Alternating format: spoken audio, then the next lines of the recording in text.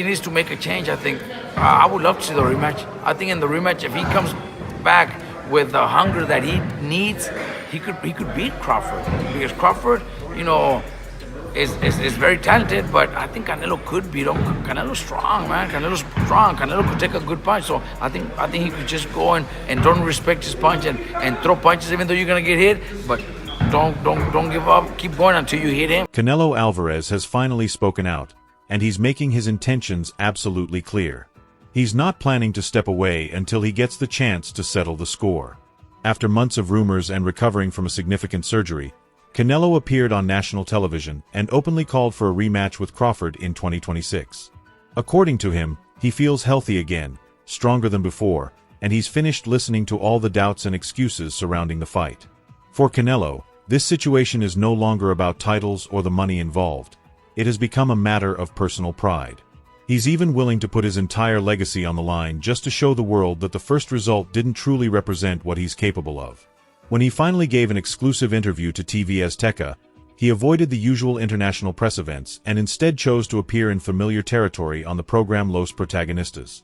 Anyone expecting to see a frustrated or defeated fighter would have been surprised, because Canelo appeared relaxed, confident, and motivated. And when the subject of a possible rematch was raised, he didn't pause for a moment, looking straight into the camera and confirming the news his loyal supporters had been hoping to hear. Y antes de que finalice el 2025, Saúl El Canelo Álvarez estuvo de visita en TV Azteca en su casa y habló de los planes que vienen para el próximo año, donde incursionará en diferentes proyectos deportivos. Además, reiteró que su prioridad arriba del ring es la revancha en contra de Terence Crawford, misma que ya se está negociando, misma que quiere a como dé lugar. Translating his Spanish remarks into English, he explained, "If we run it back, that would be perfect. Let's fight again. I'm willing to take it." It wasn't framed as a demand, but it clearly showed he was open to the challenge. He continued by adding, "I feel powerful right now, and I give him full respect for what he did." The message carried a completely different energy compared to before. Canelo made it clear that getting redemption for that particular defeat has now become the main objective of his comeback, which he is aiming to schedule around the middle of 2026. He also said he has no interest in facing the fighters waiting in line for his former titles, because the only opponent he truly wants is the man who managed to expose him in the ring. However, this renewed confidence seems strange when you remember what happened right after their bout in September. The situation around his recovery raised many questions. Inside Allegiant Stadium, just moments after losing by unanimous decision, Canelo sounded far less optimistic. Speaking honestly, he told everyone, "My body just doesn't respond the same anymore. I try to push, but it feels like my body won't cooperate." You know what? Sometimes you try and your body cannot go, right? That's my frustration. Maybe I can figure out Crawford, but my body cannot go anymore. So I try it, but my body just not let me go. And you need to accept it. It almost sounded like the words of someone preparing to walk away from the sport, like a fighter admitting that his peak years had already passed. But only 2 months later, the story has taken a completely different turn. Reports revealed that Canelo quietly had surgery on his elbow not long after the fight ended. Now his team is suggesting that the injury was the major reason he appeared slower and more cautious during the bout with Crawford.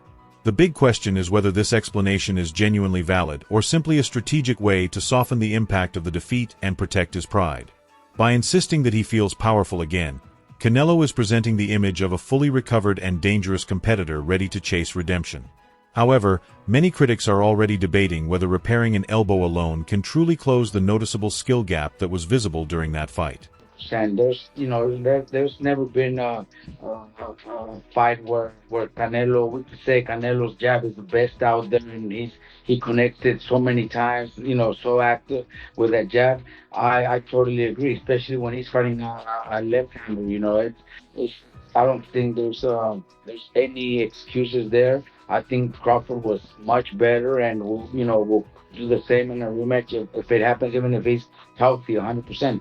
A lot of fighters, most of the time when they fight, there's a lot of injuries. There's a lot of problems during camp. There's fighters that fight with different injuries and stuff like that. At this point, I really believe what Paulie's saying. maybe a rematch is coming, and they're using this to have an excuse to say that the rematch is going to be much better. I see it that way, because there is a lot of money involved, and the rematch would be huge. But especially when now people are believing that, oh, he was injured, so he couldn't throw that jab. Canelo never throws that jab that much anyway. So I really believe that I'm with Paulie in this one. Normally, when a superstar like Canelo Alvarez steps into a huge fight, there is usually some kind of protection written into the deal. However, it has now been revealed that the contract for the September showdown didn't include any rematch clause at all. That small detail is extremely important, and many fans have overlooked it. Canelo is choosing to step back into danger completely on his own. He has no contractual guarantee for another fight. If he wants it, he has to ask for it. Most fighters in his situation, rich, highly accomplished, and coming off a tough defeat, would choose a much safer comeback. They would face an easier opponent, score an impressive knockout, and rebuild their confidence while reminding everyone of their dominance. But Canelo seems to be doing the complete opposite.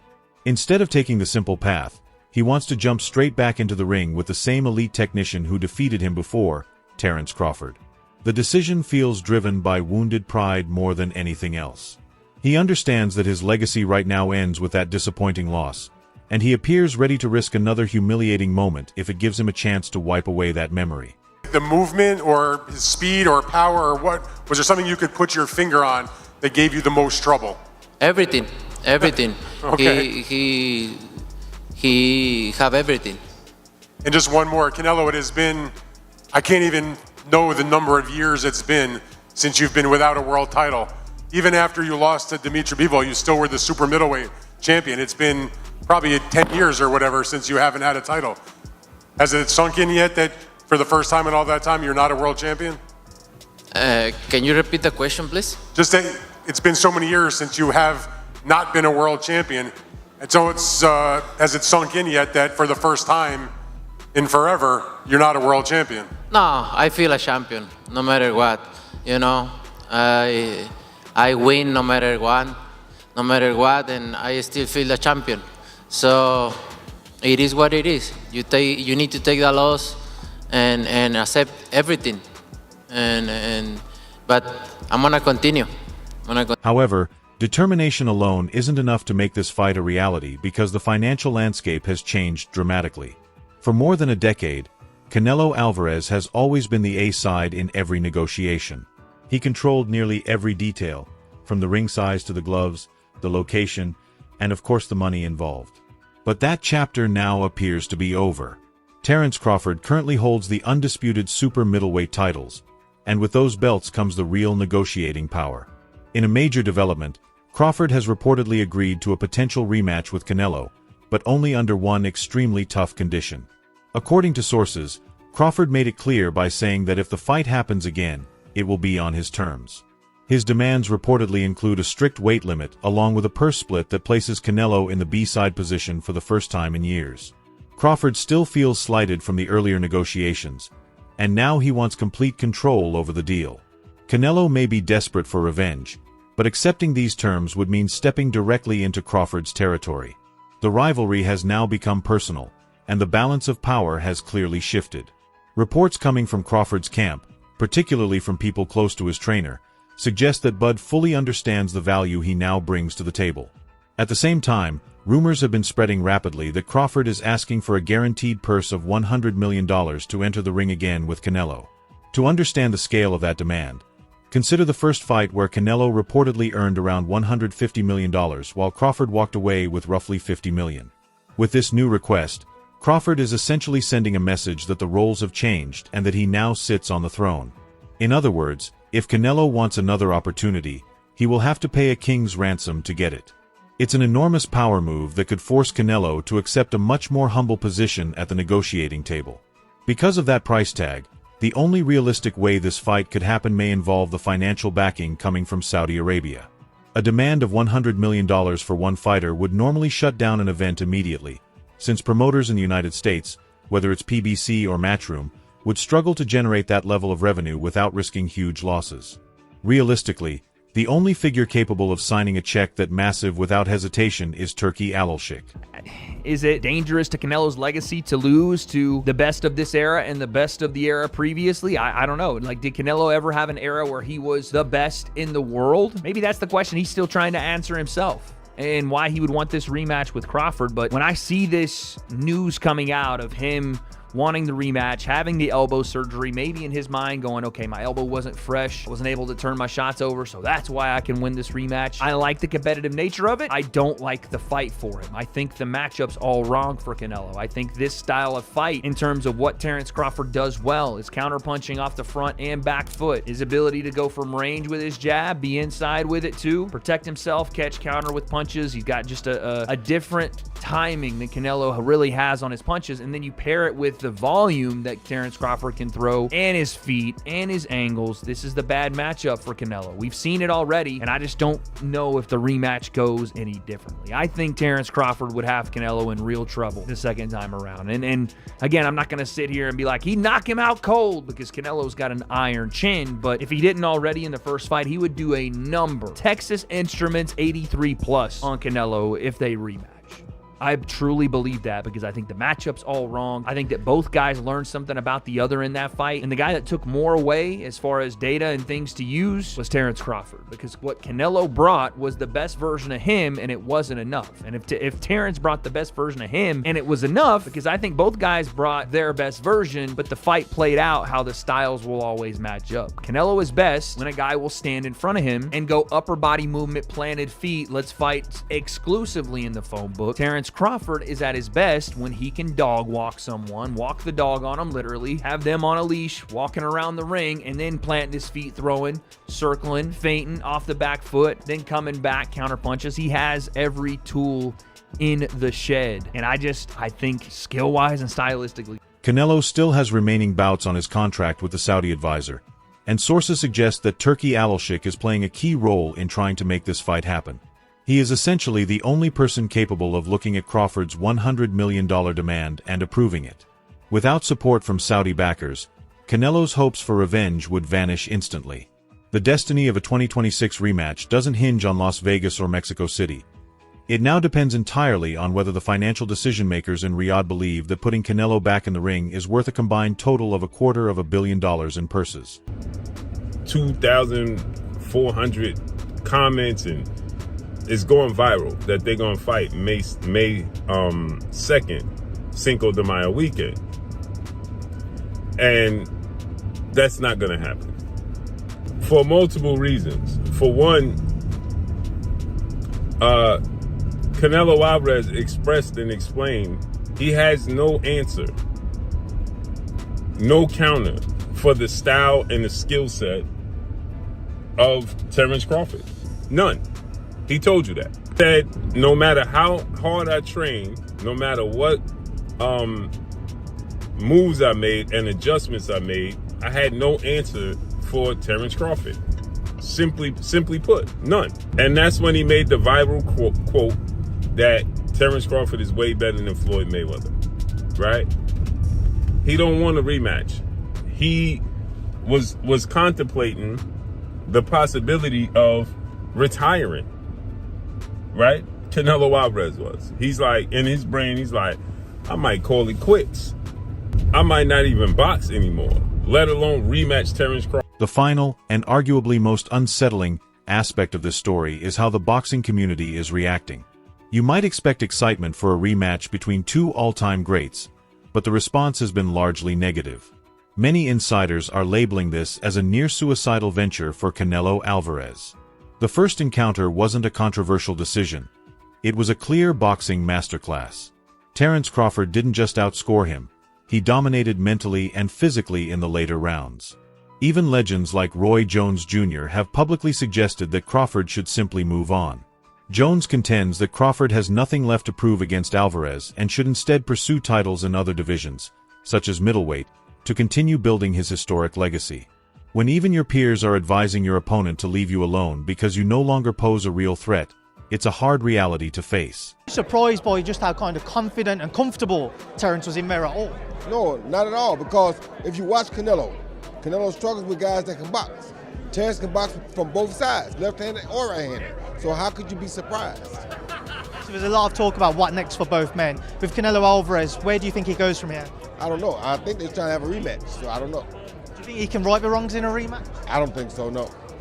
You're Terence Crawford, obviously there's a lot of talk about what's next for him as well. What left is there for Terence Crawford to go and achieve him? I don't know. I mean, I think he may want to go get a middleweight title because he skipped over that. He went dream middleweight. No, he went dream middleweight, then went super middleweight. So he may go back and just capture middleweight title to close the gap, like I wished I would have did with the cruiserweight title. So I think he does that, and that's it. No, he's not a big super middleweight, Roy, but in terms of a fantasy fight, if you'd have ever shared the ring with a 168 version of Terence Crawford, would that have been an intriguing matchup? Not really. I like Terence. Terence is a very good fighter, but Terence grew up on Roy Jones. It's hard to tell you these guys are going to whoop Roy Jones when they grew up, and they still asking questions to Roy Jones about how he did things. So they don't fully understand Roy Jones yet either. So it's hard to beat Roy Jones if you don't fully understand him yet. You understand me? So I mean, it's cool. He's a great fighter, don't get it wrong. And it would have been an intriguing fight because he has a heart and he has confidence. And he's a very challenging guy. That's what I like about him the most. That's why I knew he'd beat Canelo. Because Canelo's fan base is now gripped by a new fear, that a rematch wouldn't just end in defeat, but could result in a stoppage. With Crawford's $100 million payday on the line, he may be even more motivated to finish the fight decisively, potentially knocking Canelo Alvarez out and bringing his career to a harsh and definitive conclusion. Took it to their social media platform and posted that Saul Canelo Alvarez visited TV Azteca and made it clear about his plans for next year. Confirms his goal to go for revenge against Terence Bud Crawford. To be honest, folks, I think that's good for Bud Crawford and for Canelo Alvarez. I think it works for both. As much as people want to admit it or not, I do believe that it was a close fight. It was a close fight. You smoke crack, don't you? Out there, no, it was you smoke crack, don't you? No, it's what? I think that Terence Bud Crawford exceeded the expectations in terms of when he went toe-to-toe in the 9th and the 11th and the 12th round, and he got the better of Canelo Alvarez. I think that people did not expect that. I don't think that people expected that by the end of the fight, we will be saying that Terence Bud Crawford got a better chin than Canelo Alvarez, who his chin was arguably the greatest chin of this generation, right? And I think that overwhelmed people. So here's where we stand heading into 2026. On one side, there's a Mexican superstar unwilling to accept defeat, insisting that surgery has restored him and pushing for a chance to reclaim his honor. On the other side stands the new American champion, holding all the leverage and demanding a massive payday to even consider opening the door. Canelo claims he's ready, but is he truly prepared to face the fighter who already cracked his code? And more crucially, will anyone fork out $100 million to watch a rematch that many expect to end the same way? The countdown to 2026 is underway, and the tension is only building. That's it for today's video. If you liked it, make sure to hit the like button, subscribe, and tap the bell so you don't miss future content. Drop your thoughts in the comments. We want to hear from you.